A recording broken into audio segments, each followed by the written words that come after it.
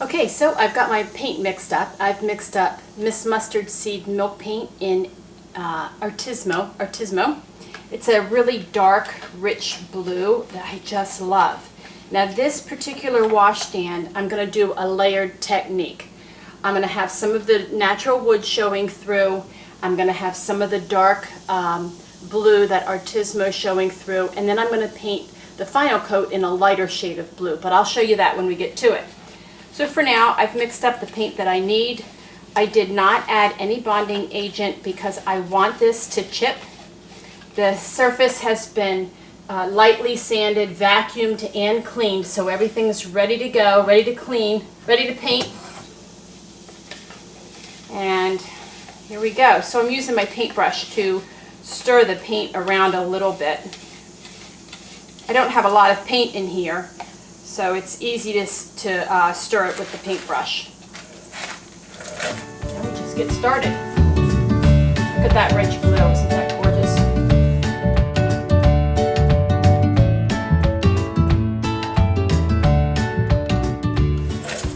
I'm using a zebra paintbrush. I love these paintbrushes. This one has a short handle on it, and it's just easy to hold. It spreads the paint on nice and smooth, and I love that.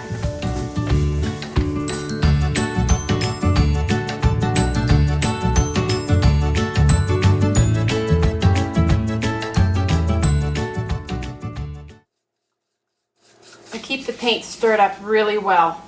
The sediment from the milk paint can settle, and I want to make sure it's thoroughly mixed up with each time that I start to paint again.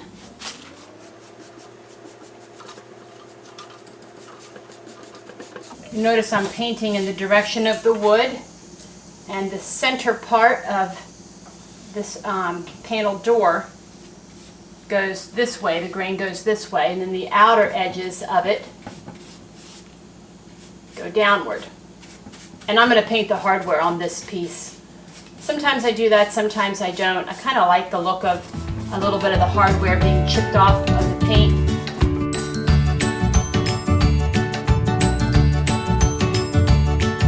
Mustard seed milk paint is very thin. It's got a kind of a thin, watery kind of consistency. And one of the reasons that I love that is because you don't get paint strokes. If you're going for the look that you don't want paint strokes on a piece, this is a great paint to use for that.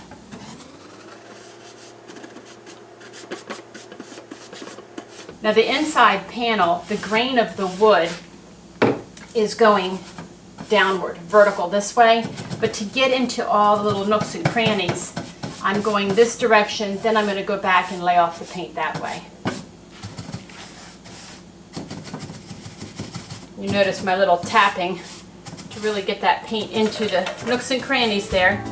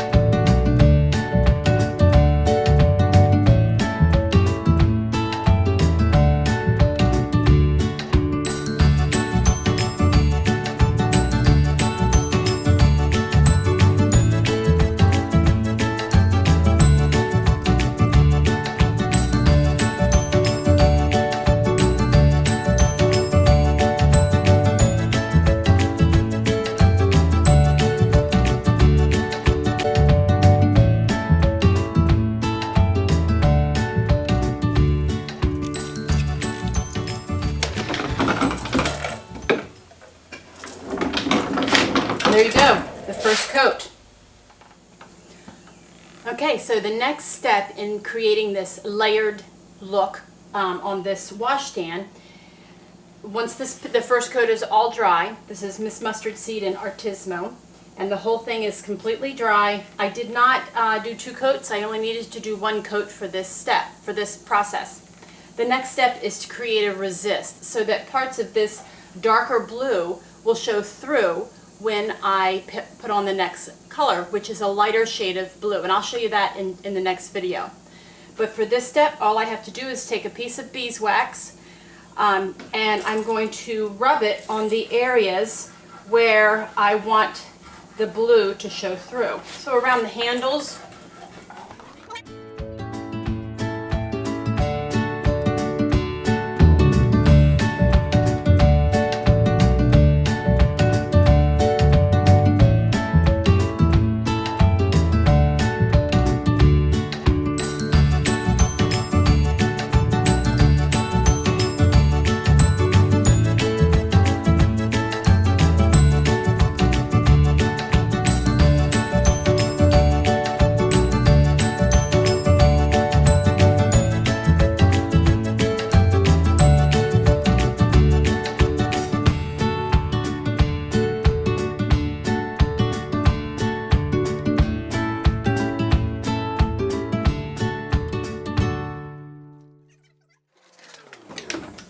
now on for the next coat of paint. Okay, so we're ready for the next layer of color. Let me just recap. We've got 1 coat of Miss Mustard Seed in Artismo. Then we've got a layer of beeswax in the areas where I want the Artismo to show through. And I've put that in all different areas where there would be natural wear on this piece of furniture. And I've mixed up my next color. This is Aviary, Miss Mustard Seed Milk Paint in Aviary. It's a lighter shade, it's a grayish blue. It's gonna look so good over top of the Artismo. I'm giving it 1 more stir. I did not add any bonding agent because I do want any chipping that's going to happen. I want it to happen. And I sanded this piece pretty well, so the milk paint is just soaking right in. So I'm going to have to create some of my own distressing.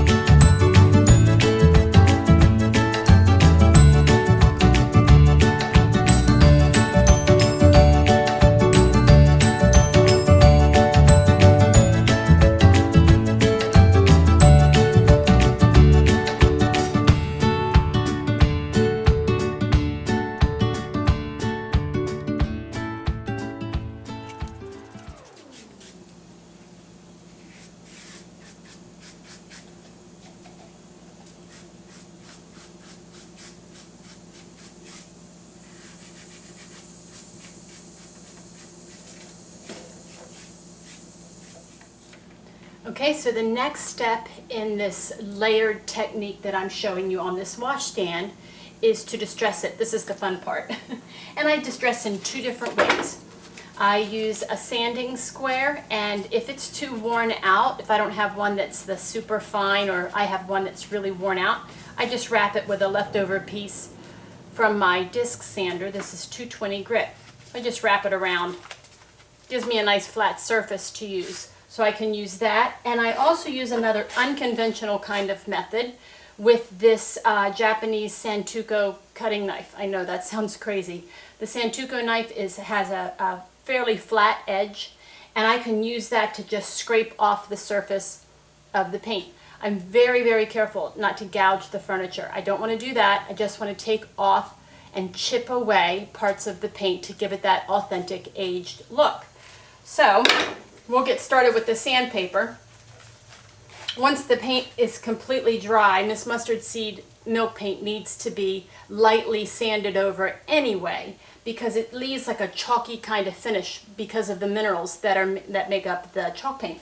So this sanding paper is going to come in handy anyway. I just go over it lightly, and you can already feel the difference between the part that's sanded and the part that's not sanded.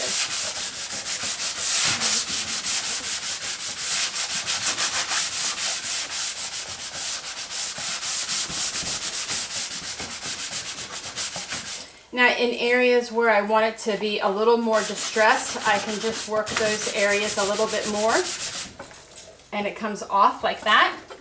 And then in the areas where I want that darker artismo color to show through, I can use the flat edge of this. I'm not holding it at a 90-degree angle. I've got it at about, well, even more than a 45. It's really, really down there pretty far, like maybe, I don't know what the angle is. But as I run that flat blade, the flat side of the blade across that, you can start to see how the artismo is showing through, because I'm scraping off the wax, basically. I just go all over the whole piece. I can't remember where I applied the wax. So if I go over the whole piece, I'm sure to get it off.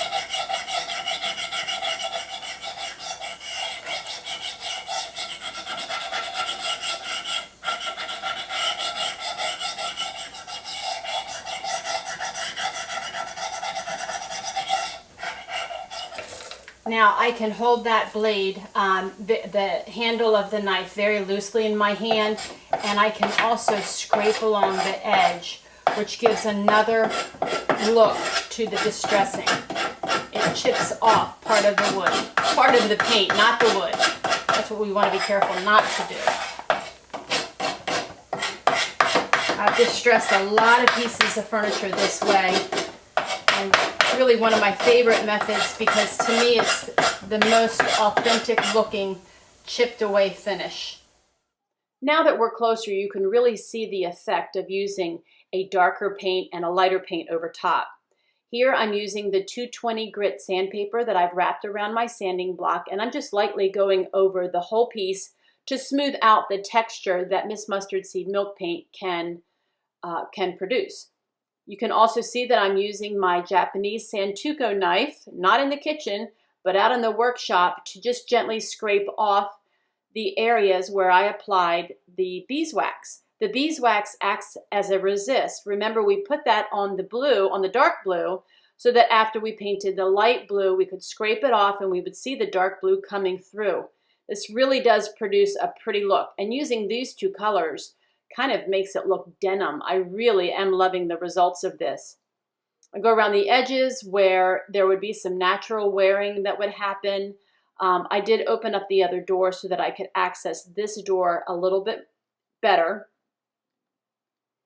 And I'm being very careful with that knife. I'm not gouging the furniture. I'm just lightly holding it in my hand and just gently scraping off bits of the paint, and creating this two-toned effect. So the final step in this layering process is to seal the paint. Today I'm going to seal it with Miss Mustard Seed hemp oil. I pour a little bit into a small container. I have a chip brush. Actually, this is a Miss Mustard Seed milk paint chip brush, and I have it marked especially for hemp oil. I don't want to get it confused with any other paint or clear coat or anything like that. This is a simple process. I get a little on my brush, and I just apply it directly to the paint. Little goes a long way. You see, I barely had any on the brush. Look how the hemp oil enriches the color of that paint. Just looks so beautiful.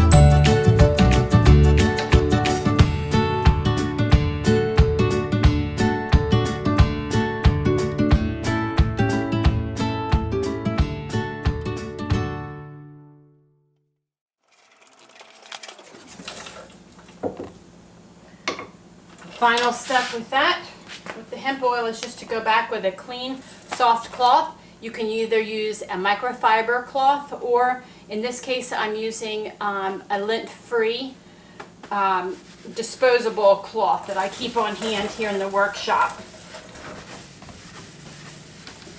I've used both. The microfiber cloth works just as well. Wipe off the excess, go all around the whole piece, and I start where I try to start where I started applying it.